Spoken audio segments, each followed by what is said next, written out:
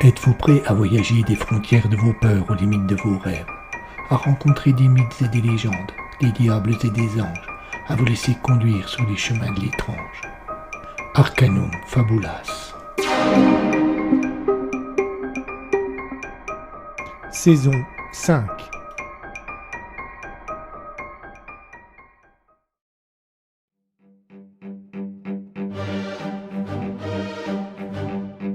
Il n'aurait rien dû rester.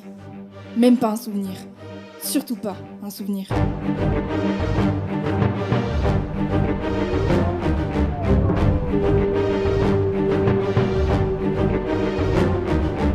Amaldricus, tome 3, l'esprit de Romac.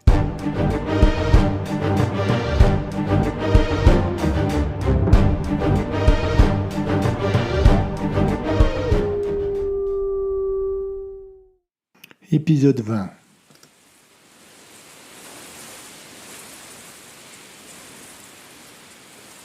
Dans le parc habité de grands marronniers, les feuilles tombaient en pluie à chaque réveil du vent.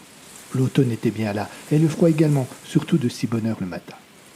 Emma jeta un coup d'œil distrait à la cime des arbres. Elle alla s'asseoir sur un banc encore gelé et humide. Depuis que la mémoire lui avait été rendue par Rouac, elle avait la désagréable sensation de vivre dans un monde aveugle. Comment les gens avaient-ils pu oublier tant d'événements? Comment elle avait fait?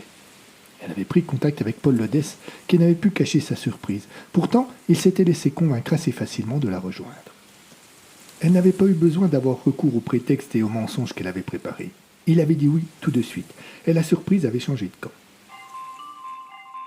5 jours s'étaient écoulés, et Emma les avait passés à tourner en rond. Elle était consciente que la mission que lui avait confiée le loup était capitale, et jusqu'à la dernière minute, elle craindrait de la manquer. Paul apparut sur le petit chemin qui traversait le parc. Il la recherchait du regard, et lorsqu'il la vit, il eut un sourire et avança d'un pas déterminé dans sa direction. Emma sentit monter une angoisse sourde. Allait-il la croire?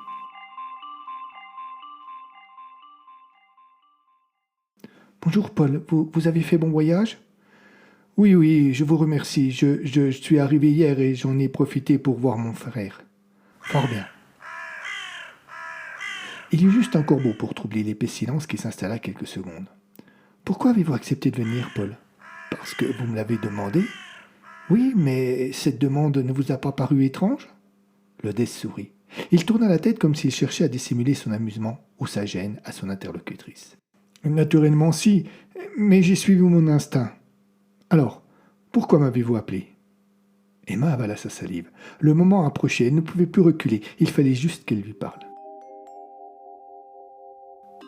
Vous êtes en danger, Paul, et je peux vous aider. »« En danger, moi ?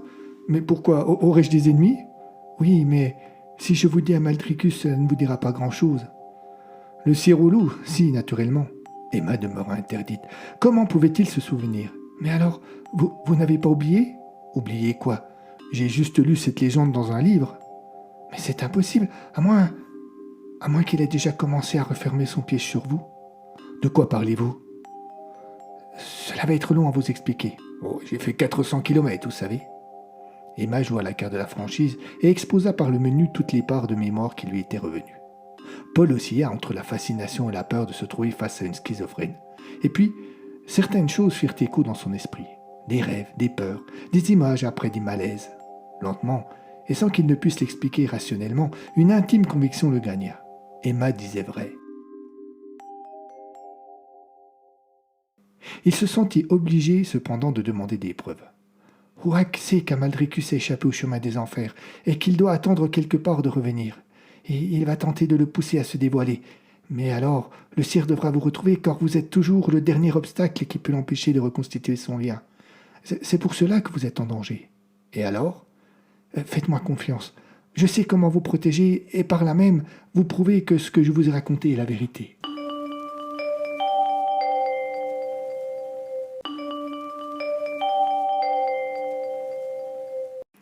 Norck, immense loup noir aux yeux cruels, imposait le respect à n'importe quel être vivant dès qu'il paraissait. Pourtant, il n'était que le second de sa meute. et un second dévoué totalement au dominant qui était Rouac. S'il était revenu par ici, bien loin de sa Sibérie natale où il venait de reconduire le reste de la meute, c'était justement pour repayer au vieux loup auquel il avait juré dévotion. Accompagné de 5 autres mâles presque aussi impressionnants que lui, il avait refait le chemin en sens inverse en un temps record. Comme à son habitude, et malgré la distance qui les séparait, Rouac s'était adressé directement à son esprit en y imprimant des images que le loup avait reconnues sans le moindre doute. C'est sans hésiter non plus qu'il avait choisi ses 5 compagnons de route parmi les plus puissants de la meute.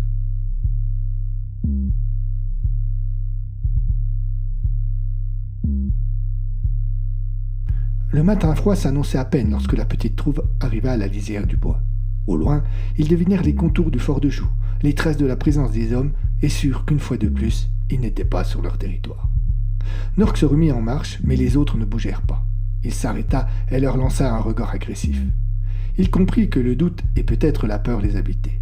Nork grogna, ce qui ramena ses camarades à de meilleures convictions. Tous se remirent en marche, et c'est maintenant que leur mission commençait vraiment.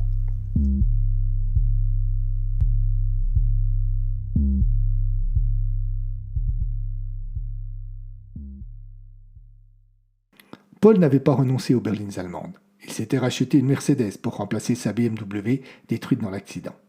C'est donc au volant de cette dernière qu'il arriva avec Emma près de la petite chapelle perdue dans les bois au-dessus du lac. C'était un endroit étrange pour un rendez-vous, et Paul n'avait pas la moindre idée de ce qu'il venait faire ici. Emma approcha du petit édifice et jeta un coup d'œil à l'intérieur au travers des barreaux de la porte. Elle y vit une vierge en bien mauvais état, de vieux bouquets fanés et d'autres composés de fleurs artificielles horribles. Paul vint derrière elle. « Ce n'est pas cela votre preuve, j'espère » demanda Paul en plaisantant. « Non, bien sûr, mais maintenant nous n'avons plus qu'à attendre. » Et elle se coupa et fixa quelque chose derrière Paul. « Les voilà !» Un peu surpris, Paul se retourna et eut un geste de recul en découvrant le loup noir debout à quelques mètres de lui.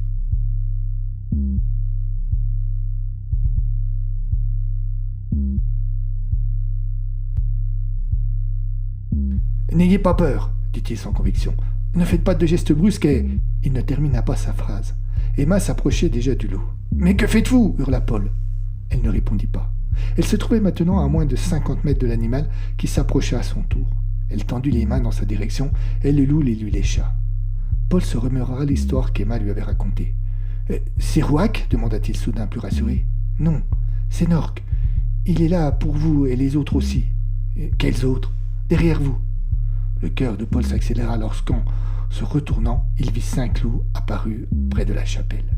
« N'ayez pas peur, ils sont vos gardes du corps désormais. J'ai loué un gîte un peu plus haut. Nous allons y aller et attendre le signal de Rouac. » Nork regardait la jeune femme avec insistance. L'intelligence que l'on pouvait lire dans les yeux était exceptionnelle, et Emma ne doutait pas un instant que l'animal savait exactement de quoi elle parlait. « Allons-y. Et ma voiture ? Ne vous en faites pas, elle ne risque rien ici, et de toute façon la maison est inaccessible en voiture. Nous allons couper à travers bois. Devrons-nous rester longtemps là-bas ? Je ne sais pas, mais si vous tenez à la vie... »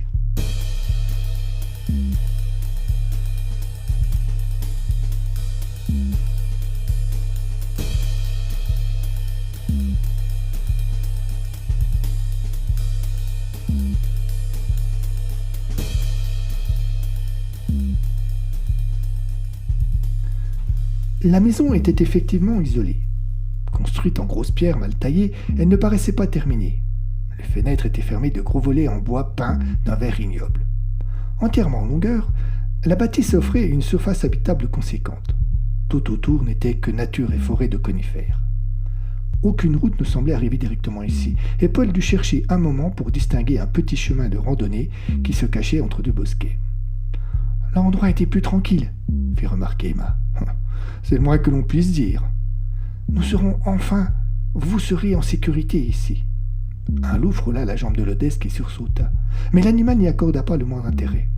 « J'aurais du mal à m'habituer », lâcha Paul, en réalisant qu'il ne risquait rien.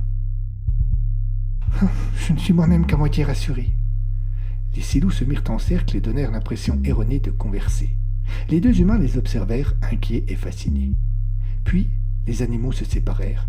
4 d'entre eux disparurent dans les bois environnants en suivant différentes directions. Le 5e se plaça sur le côté de la maison et Nork s'installa devant la porte, attendant de pouvoir entrer à l'intérieur. Emma sortit la clé de sa poche et la glissa dans la serrure. Une odeur de renfermé s'invita dans leurs narines dès que les gonds pivotèrent, et ils commencèrent par bien aérer les lieux.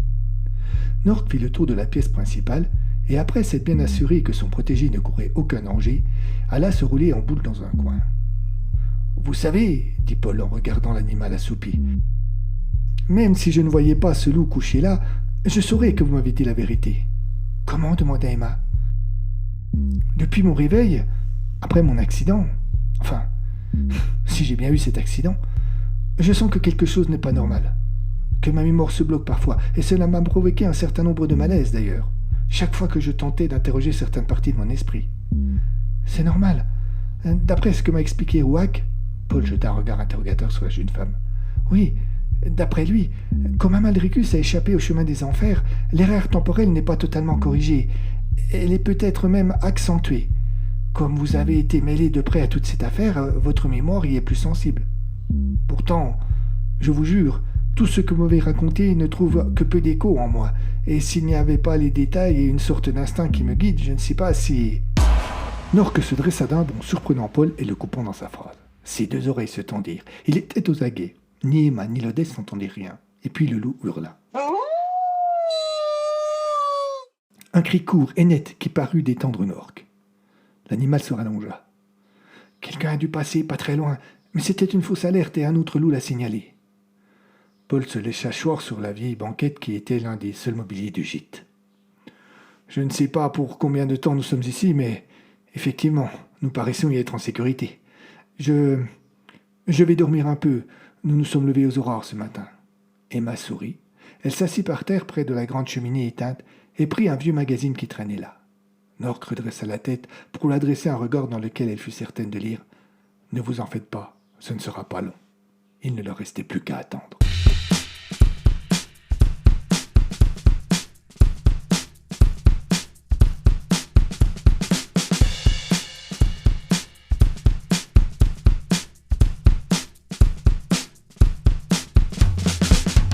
L'avocat était un cliché.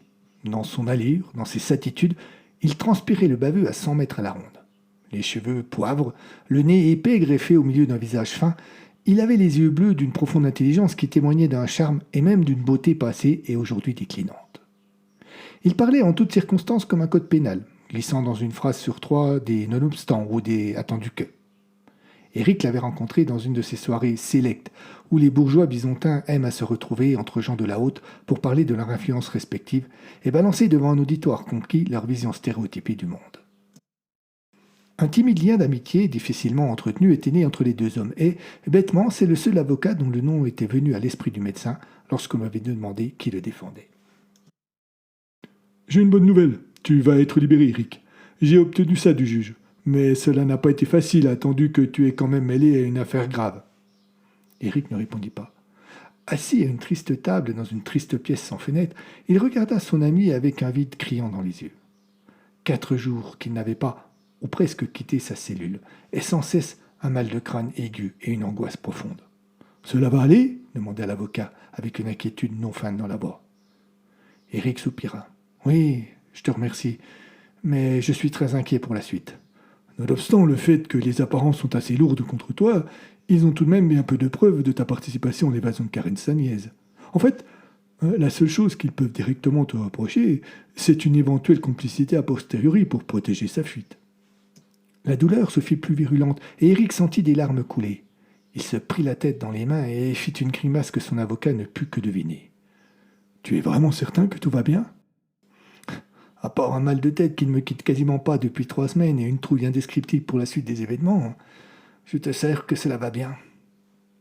J'ai parlé à ta femme ce matin. L'avocat se coupa, très mal à l'aise. Éric redressa la tête vivement pour prouver son intérêt. Je suis bien triste d'avoir à t'annoncer cela, mais là... Enfin, elle n'est pas... Attendu que tu aies été pris avec une autre femme, que les flics lui ont dit que pensaient que tu avais été à l'hôtel avec elle avant... Bref... Éric se leva d'un coup. C'était une nouvelle blessure qu'il prenait en plein visage. Il fit quelques pas dans la pièce et s'appuya contre le mur glacial. Il leva les yeux vers le plafond. Son regard croisa l'ampoule électrique qui éclairait bien timidement le lieu. L'avocat se recla la gorge, pour trouver le courage nécessaire pour continuer à parler. Elle est partie de la maison hier matin. Il laissa à Eric le temps de recevoir et de digérer un peu ce qu'il venait de lui dire. « Oh, je te rassure, ce n'est pas définitif, elle veut juste faire un peu le point, et réfléchir, et elle m'a promis de t'appeler. » Eric opina du chef, ne trouvant pas de paroles adéquates. Il revint s'asseoir et, pour marquer sa volonté de ne pas s'étendre trop longtemps sur un sujet douloureux, demanda à son avocat comment allait se passer sa libération.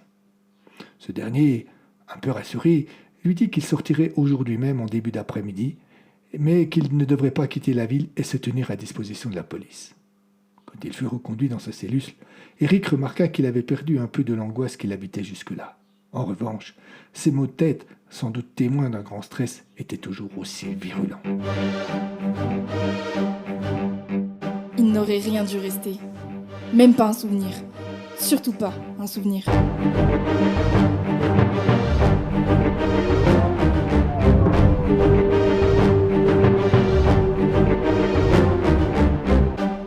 À suivre.